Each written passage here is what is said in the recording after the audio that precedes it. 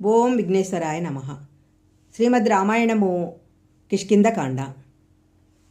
కబంధుడి శరీరాన్ని రామలక్ష్మణులు చితి మీద పెట్టి కాల్చేశారు.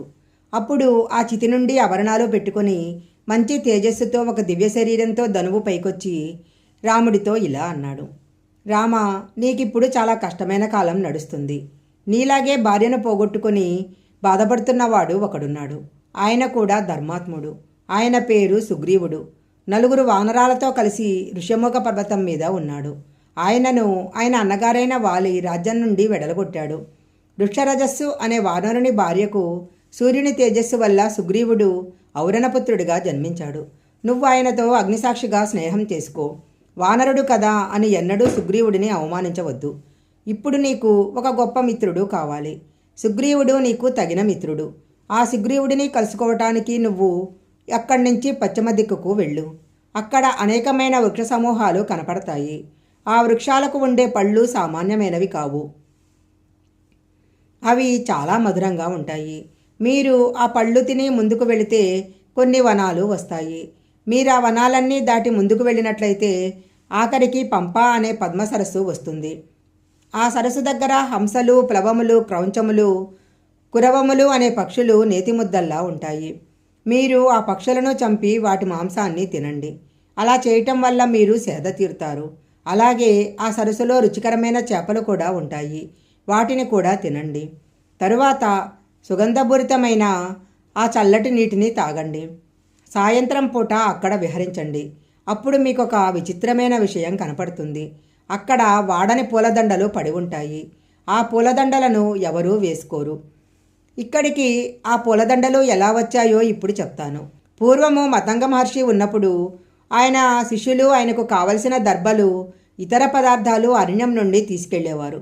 వారు అలా తీసుకెళ్తున్నప్పుడు వారి వంటికి చెమట పట్టి ఆ చెమట బిందువులు భూమి మీద పడ్డాయి. వారు ఎంతగా గురుశుశ్రూష చేశారంటే వాళ్ళ చెమట బిందువులు భూమి మీద పడగానే పూలదండలుగా మారిపోయాయి. ఆ పూలదండలు ఇప్పటికీ వాడకుండా అలాగే ఉంటాయి. నువ్వు ఆ పూలదండలను చూసి సంతోషించు. పంపా సరోవరానికి ముందే ఋష్యముఖ పర్వతం కనపడుతుంది. ఆ ఋష్యముఖ పర్వతాన్ని పూర్వకాలంలో బ్రహ్మగారు నిర్మించారు. దానిని ఎక్కడం చాలా కష్టము. చిత్రమేంటంటే ఆ పర్వతాన్ని గున్నయ్యనుగులు రక్షిస్తూ ఉంటాయి. ఆ గున్నయ్యనుగులు రోజు పంపా సరోవరం దగ్గరికి గుంపులుగా వచ్చి నీళ్లు తాగుతాయి. దాహం తీరిపోగానే పౌరుషం వచ్చి ఏనుగులన్నీ నోట్లో నుంచి నెత్తురు కారేటట్లు కొట్టుకుంటాయి. అంతగా కొట్టుకున్న తర్వాత అవి స్నేహితుల మాదిరి చెయ్యి కలుపుకొని వెళ్ళినట్లు తొండాలు ముడివేసుకొని ఋష్యముఖ పర్వతం చుట్టూ తిరుగుతాయి. ఆ ఋష్యముఖ పర్వత శిఖరం మీద ఎవరైనా ఒక రాత్రి పడుకుంటే ఆ రాత్రి వారికి కలలో ఏది కనపడుతుందో ఉదయానికల్లా అది జరిగి తీరుతుంది. పాపకర్మ ఉన్నవాడు, దుష్టబుద్ధి ఉన్నవాడు ఆ పర్వతాన్ని ఎక్కలేడు. ఆ పర్వతాల మీద 5 వానరాలు ఉన్నాయి. ఆ పర్వతం మీదికి వెళితే ఒక పెద్ద గుహ ఉంటుంది. దానిని ఒక రాతి పలకతో మూసి ఉంచుతారు. ఆ గుహలోకి ఎవరూ ప్రవేశించలేరు. దాని పక్కనే ఒక పెద్ద తోట ఉంటుంది. అందులో అన్ని ఫలాలు లభిస్తాయి. ఆ ఫలాలను తింటూ అక్కడే ఉన్న సరస్సులో నీళ్లు తాగుతూ సుగ్రీవుడు ఆ గుహలో కూర్చొని ఉంటాడు. సుగ్రీవుడు అప్పుడప్పుడు గుహ నుండి బయటికి వచ్చి పర్వత శిఖరాల మీద ఒక పెద్ద బండరాయి మీద కూర్చొని ఉంటాడు. గుర్తుపెట్టుకో రామా, ఆ సుగ్రీవుడికి సూర్యకిరణాలు ఎంత దూరం వరకు భూమి మీద పడతాయో అంతవరకు ఏ పర్వతాలు ఉన్నాయో, ఎన్ని గుహలు ఉన్నాయో, ఆ గుహలలో ఎవరుంటారో, ఎక్కడుంటారో, ఎక్కడ పాలిస్తారో, వారి వంశమేమిటో అన్నీ తెలుసు. అందుకని అలాంటి సుగ్రీవుడితో స్నేహం చెయ్యి అని చెప్పి వెళ్ళిపోయాడు. అప్పుడు రామలక్ష్మణులు బయలుదేరి మతంగ మహర్షి యొక్క ఆశ్రమానికి చేరుకున్నారు. అప్పుడు మతంగ మహర్షి యొక్క శిష్యురాలైన శబరి రామలక్ష్మణులను చూసి గబగబా బయటికి వచ్చి వారి పాదాలు గట్టిగా పట్టుకుంది. వారికి ఆర్ఘ్యమో పాద్యమో మొదలైనటువంటి అతిథికి ఇవ్వవలసిన సమస్త సంభారాలు చేకూర్చింది. అవన్నీ స్వీకరించిన తరువాత రాముడు శబరితో, నువ్వు నియమంగా జీవితం గడపగలుగుతున్నావా? నియమంతో కూడిన ఆహారం తీసుకుంటున్నావా? తపస్సు చేయగలుగుతున్నావా? నీ గురువుల యొక్క అనుగ్రహాన్ని నిలబెట్టుకుంటున్నావా అని అడిగాడు. అప్పుడా శబరి, రామా, ఏనాడు నీ దర్శనం చేశానో ఆనాడే నా తపస్సు సిద్ధించింది. నేను కూడా మా గురువుగారైన మతంగ మహర్షి శిష్యులతో పాటు తపస్సు చేశాను. నువ్వు చిత్రకూట పర్వతం మీద ఉండగా మా గురువులందరూ దివ్యమైన విమానాలు ఎక్కి ఉత్తమ లోకాలకు వెళ్ళిపోయారు. వారెళ్ళిపోతూ నాతో ఒక మాట అన్నారు. మహానుభావుడైన రామచంద్రమూర్తి ఈ ఆశ్రమం వైపుకి వస్తారు. అప్పుడు నువ్వు వాళ్ళకు ఆతిథ్యం ఇచ్చాక మేమున్న ప్రదేశానికి వద్దువు అని చెప్పి వెళ్ళిపోయారు. అందుకోసము నేను ఇక్కడే ఉండిపోయాను అని చెప్పింది.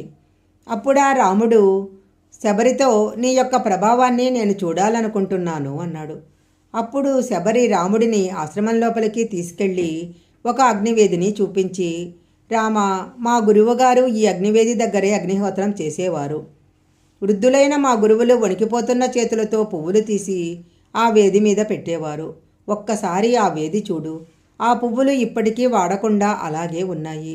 నువ్వు చిత్రకూట పర్వతం మీద ఉన్నప్పుడు వాళ్ళిక్కడ అగ్నికార్యం చేసి వెళ్ళిపోయారు. ఇప్పటికీ అగ్నివేదిలో నుంచి వచ్చే కాంతి దశ దిశలను ప్రకాశింపజేస్తుంది. మా గురువులు చాలా వృద్ధులు అవ్వటం వల్ల నదీ తీరానికి వెళ్ళి స్నానం చేయలేకపోయేవారు. అందుకని వారు అక్కడే కూర్చొని ఒక నమస్కారం చేసేవారు. అలా నమస్కారం చేయగానే 7 సముద్రాల యొక్క పాయలు ఇటుగా ప్రవహించాయి. అప్పుడు మా గురువులు అందులో స్నానం చేశారు. గురువులు స్నానం చేసి తమ వస్త్రాలు పిండి ఇక్కడే తీగల మీద ఆరేసేవారు. నువ్వు ఆ వస్త్రాలను ముట్టుకొని చూడు, ఇప్పటికీ అలాగే తడిగా ఉంటాయి. వారు ముట్టుకున్న ప్రతి వస్తువు వారు ఏ స్థితిలో ముట్టుకున్నారో ఆ స్థితిలోనే ఉండిపోయాయి. ప్రకృతి యొక్క పరిణామగతంగా ఆ వస్తువులు మారలేదు. వారంతగా ఆత్మగతులై ఆత్మస్వరూపంగా ఉండిపోయారు. రామ, నీకోసమని చెప్పి నేను ఈ అరణ్యం నుంచి చాలా సంభారాలు సేకరించాను. నువ్వు వాటిని స్వీకరించు అని చెప్పి ఆ సంభారాలను రాముడికిచ్చి, మా గురువులు నీకు ఆతిథ్యం ఇవ్వమన్నారు. నేను ఇచ్చేశాను. అందుకని నేను వెళ్ళిపోదామని అనుకుంటున్నాను అని చెప్పి సంకల్పమాత్రం చేత అగ్నిని రగిల్చి అందులో చీర కృష్ణాంబరాలతో సహా దూకి శరీరాన్ని వదిలేసింది. అప్పుడు ఆ అగ్నిలో నుంచి దివ్యమైన ఆడంబరాలతో దివ్యమైన వస్త్రాలతో ఆమె శరీరం బయటికొచ్చి తన గురువులు ఉన్న లోకానికి వెళ్ళిపోయింది.